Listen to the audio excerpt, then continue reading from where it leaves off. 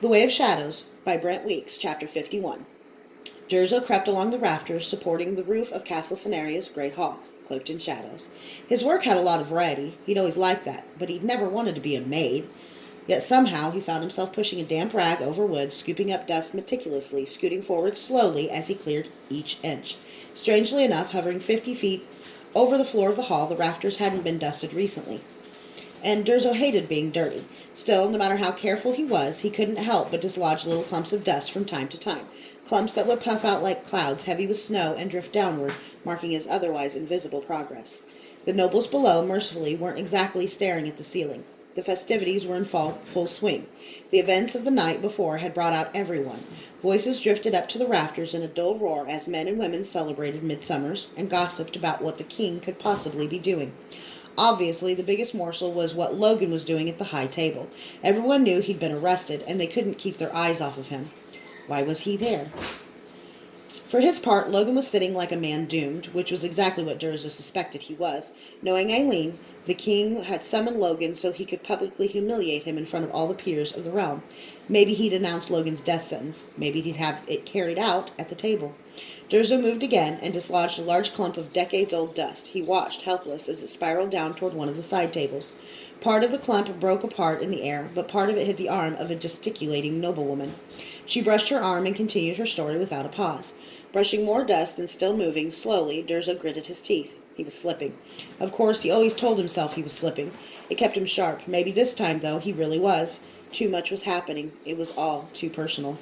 Durzo reached a joint where several beams came together to support the roof. There was no way to stay on top of the rafter and get past. He would have to go around or under.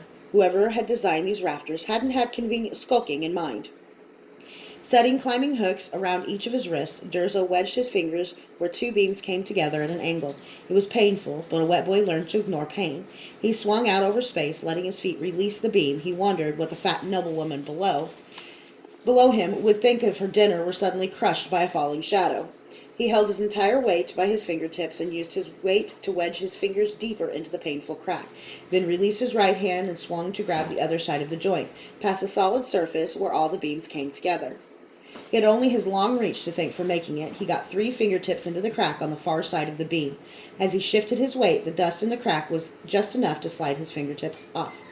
Brent rolled his wrist forward as his fingers slipped. He dropped 3 inches, and then the wrist hook caught in the crack his fingers had just left. The hook held. Brent released his left hand, and his body swung around. Now he'd fall directly on the woman instead of on her food. He pulled against the iron hook biting into his wrist and was able to reach high enough to grab with his fingers. He swung again, pulled out the hook, and grabbed the edge of the beam with his other hand. He hung there, fingertips holding his entire weight from the same side of the beam, and the grip slick with an inch of dust. Had he thought he liked his work? But with practiced grace, he swung sideways and caught the edge with a foot. Deftly, he wiggled back up onto the beam, ignoring the dust he pushed off the beam as he did so. Some risks you couldn't help, and some you can. I haven't exactly minimized my risks, have I? Durzo tried not to think about it, but scooting along the beam, acting like a cleaning lady, didn't take his full attention. He'd given Kyler all the hints he'd needed to interrupt what Roth had planned here, and he'd given him motive to make sure he came here rather than leaving town. It's bad luck, old boy. But what was bad luck to him now? He was going to lose, no matter what. At the head table, the king stood. His face was flushed, and he wobbled. He raised his glass. My friends, my subjects, today is Midsummer's Eve. We have much to celebrate and much to mourn. Words have abandoned me in light of what's happened in the last day. Our kingdom has endured the grievous loss of Katerina Geyer and her entire household at the hands of her murderous husband, and the loss of our beloved prince. The king choked out the words, and his emotion was so obvious that not a few eyes brimmed with equal tears. The prince had been young and dashing, if unwise, and the Geyers had been respected for decades personally and for generations familiarly. Today we gather to celebrate midsummers. Some might wonder why we celebrate in the shadow of such dark deeds. I'll tell you why.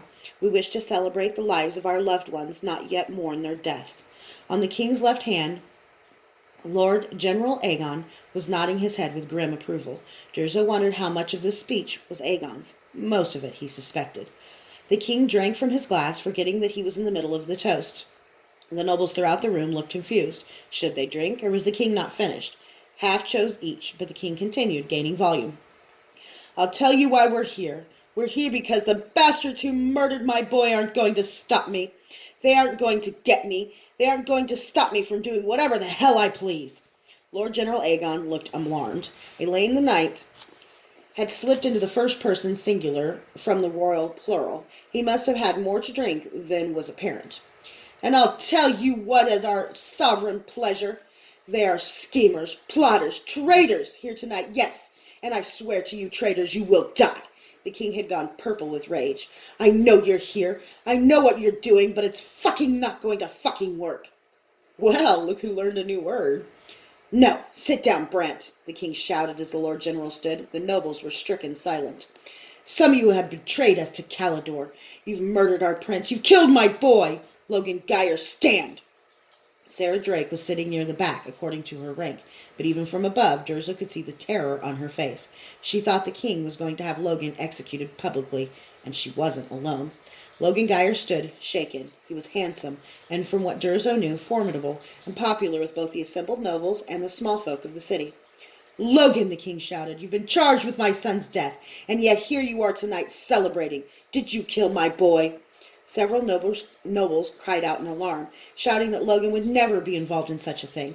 The king's soldiers looked scared. They looked to Captain Arturian for guidance. He nodded, and 2 guards stepped up beside Logan. Well, Durzo thought, finally coming directly over the head table where the king and Logan were seated. If threats don't make Kyler want to kill me, this will. The innocent always lose. Let him speak, the king roared. He let off a stream of curses, and the crowd quieted. The tension hung thick over them. Logan spoke loudly and clearly.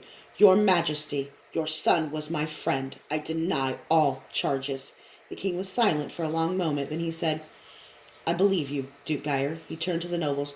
Lord Geyer has been found blameless in our sight. Logan Geyer, will you serve your country at all costs? Durzo paused, as stunned as the nobles were. I will, Logan spoke clearly, but there was obvious tension in his face. His eyes had locked on Sarah Drake's. What the hell is going on? This had the feel of something scripted.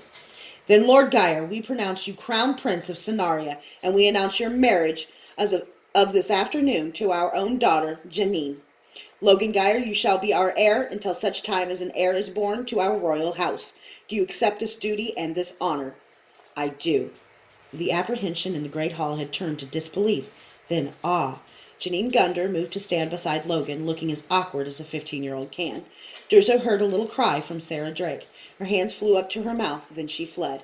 But nobody besides Logan and Durzo noticed, because even as she ran for the exit, a cheer broke out, rapidly spreading to every throat. The king tossed off his wine, and the nobles joined his toast, saluting Logan. Prince Geyer, Logan Geyer. The king sat, but the cheering continued. All eyes were on Logan and Janine. The king looked irritated that the nobles were chanting Prince Geyer instead of the traditional Prince Logan. Might have been simply because it was easier to chant, but it also drove home that Logan wasn't a Gunder, and everyone was happy about it.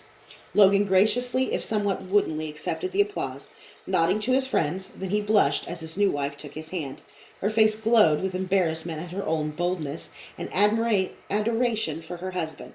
The nobles loved it, but as the approval roared to a crescendo, the king looked more and more vexed. And still, the cheering continued. The servants were cheering, the guards were cheering. It was as if the nobles felt a black cloud lifting from their futures. Not a few were saying, what a king Logan Geyer will make. Hurrahs rang out. Elaine Gunder was turning purple again, but no one was paying him the slightest attention. Prince Geyer, long live Prince Geyer, hurrah! The king jumped to his feet, apoplectic. Now go consummate this marriage, he shouted at Logan, who wasn't 5 paces away. Lord General Aegon stood, but the king shoved him away roughly. Logan looked at Elaine, shocked. The nobles quieted. Are you deaf? The king shouted. Go fuck my daughter! The princess turned white. So did Logan. Then she flushed red, mortified. She looked like she wanted to sink through the floor. At the same time, barely controlled rage washed over Logan's face in a crimson wave. The honor guards on either side of him looked stunned. Durzo wondered if the king had gone mad. The nobles didn't make a sound. No one even breathed. Out! Get out! Go fuck! Go fuck! The king yelled. Trembling, livid, Logan looked away and led his wife from the hall. The nervous guards followed. "And the rest of you," the king said. "Tomorrow we mourn my son, and I swear that I'll find out who killed my boy if I have to string up the lot of you." The king sat abruptly and started weeping like a child. Durzo had frozen in place for the entire exchange. The nobles looked baffled, horrified. They slowly sat, staring at the king in silence. Durzo's mind was racing. Roth hadn't foreseen this, couldn't have. But Durzo was sure that Roth was in the castle, maybe in this very hall. A guard with one of the minor nobles was their signalman. If he took off his helmet, the coup was off. It gave him a moment to digest what had just happened. Not the king's madness, but Logan's marriage. It was a brilliant bit of intrigue. Now, if the king were killed, instead of 4 houses having equal claims while Logan Geyer rotted in the maw, Logan Geyer would clearly be the king. With his reputation and the endorsement of the Gunders, he would get quicker obedience from the noble houses than even King Gunder had. It was a brilliant move, but it was too late. Roth had men throughout the castle. He probably couldn't afford to try again later. If the coup had been planned for tomorrow, Logan's marriage might have changed everything. As it is, Logan and Janine would just be added to the list of those who had to die. As Durzo waited, it appeared that Roth agreed. A servant approached the signal guard and spoke with him. The man nodded and kept his hands off his helmet. The coup was on. Whatever Roth would have to fix, it would involve killing Prince Logan Geyer now, who would be conveniently tucked away in the North Tower where he'd be easy to find. Roth would probably want to assign that job to Durzo, but Durzo had no intention of giving the Caledonian the chance. He would do what he had promised, but he wouldn't kill Kyler's friend. During the first course, the nobles had already eaten the rabbits Durzo had prepared. He'd been feeding those rabbits hemlock for a year. The amount in a portion was a small enough dose that nothing would happen to the diners unless they'd also eaten the startling appetizers. In less than half an hour, the nobles would feel ill. Hemlock poisoning started peacefully enough. Already the nobles' legs should be losing feeling. If anything, they might notice their legs felt heavy. Soon the feeling would spread up. Then they would start vomiting. Anyone unlucky enough to have eaten seconds would begin convulsing. The timing now was tricky. Poisoning wasn't an exact science, and someone might notice something amiss at any time. Durzo needed to act before that happened. He secured one end of his rope to the beam. It was black silk, ridiculously expensive, but the slenderest and least visible rope Durzo owned. Fixing the harness he designed specifically for this mission, Durzo wrapped the rope through it and slid off the beam. Steadying his swaying against the beam, Durzo looked down at his target. The king was directly below him. Durzo tucked in his knees and folded over. The harness bit into his shoulders, and he let out slack, slipping down toward the floor head first. Now timing was everything. In one hand, Durzo held the rope. By adjusting its position and tension against the harness, he could dive quickly toward the floor or stop easily. When he moved, he would need to move quickly. He was shrouded in shadows, so that he was barely visible, but he couldn't shroud the rope. In a room this cavernous, a rope swaying above the king as if holding weight would be noticed. The king's guards were good. Van Arturian made sure of that. With his other hand, Durzo pulled out 2 tiny pellets. Both were compounds from various mushrooms. Durzo had been able to make the pellets tiny, but they didn't dissolve quickly, and for this job, he couldn't use a powder. The nobles were still silent. The king was barely crying now, but he noticed the nobles looking at him. "What are you staring at?" he shouted. He cursed them roundly. "This is my daughter's wedding feast. Drink, damn you! Talk!" The king drained his wine again. The nobles pretended to be talking, and soon that pretense became a furor of speculation. Durzo imagined that they were wondering if the king had lost his mind. He wondered that himself. He wondered what they'd think after the king drank his next goblet of wine. A servant came and filled the king's goblet. The king's cupbearer sipped the wine first and swished it around his mouth. Then he gave it to the king, who set it down on the table with a thump. "Your Majesty," Lord General Aegon said to the king's left, "may I have a word with you?" The king turned, and Durzo pushed the rope forward. He dropped like a bolt. 10 feet above the table, he pulled the rope back and jerked to a stop. 10 feet was still a long way to drop something so light, but he'd been practicing. But as he tightened the rope, it twisted, and suddenly he was spinning. Not fast, but spinning. It didn't matter. There was no time to try again. The first pellet splashed solidly in the center of the king's goblet. The second hit the edge and tinged off. The pellet rolled several inches across the table by the king's plate. Durzo coolly drew another pellet and dropped it in. The king picked up the goblet and was about to drink when Lord General Aegon said, "Your Majesty, perhaps you've had enough to drink." He reached a hand to take the goblet from the king. Durzo didn't waste time seeing what the king would do. He drew a short tube from his back and looked beyond Aegon to the king's mage, Fergon Cephasti. He saw the man, but the rope spun him away before he could shoot the blow dart. He was trying for a leg shot. His hope was that the hemlock would have deadened the mage's legs enough that he wouldn't even notice the sting. But on the next rotation, he didn't have a clear shot because the king and the Lord General were gesticulating wildly. Damn robes. The mage's robes left barely 6 inches of calf visible. Durzo came around. Durzo came around again and abandoned the calf shot. The mage shifted his feet, and Durzo only had one of the darts. Whatever they were baited with, it was a Caledonian secret that was supposed to disable the mage's magical abilities. Durzo puffed on the blowgun. The dart stuck into the mage's thigh. He saw a brief flash of irritation on the man's face. The mage reached down toward his thigh and was jostled by the Tsukage servant. "Sorry, sir. More wine?" the man asked the mage, snatching the dart. He was good. With hands like that, he must be one of the best cut purses in the city. But of course, Roth would only use the best. "Mine's full, you idiot," the mage said. "You're supposed to serve the wine, not drink it." Durzo flipped over and scrambled up the rope. Not an easy feat with silk. He rested when he got onto the beam. He had no idea if the king had drunk the wine or not, but his part was done. The only thing he could do now was wait.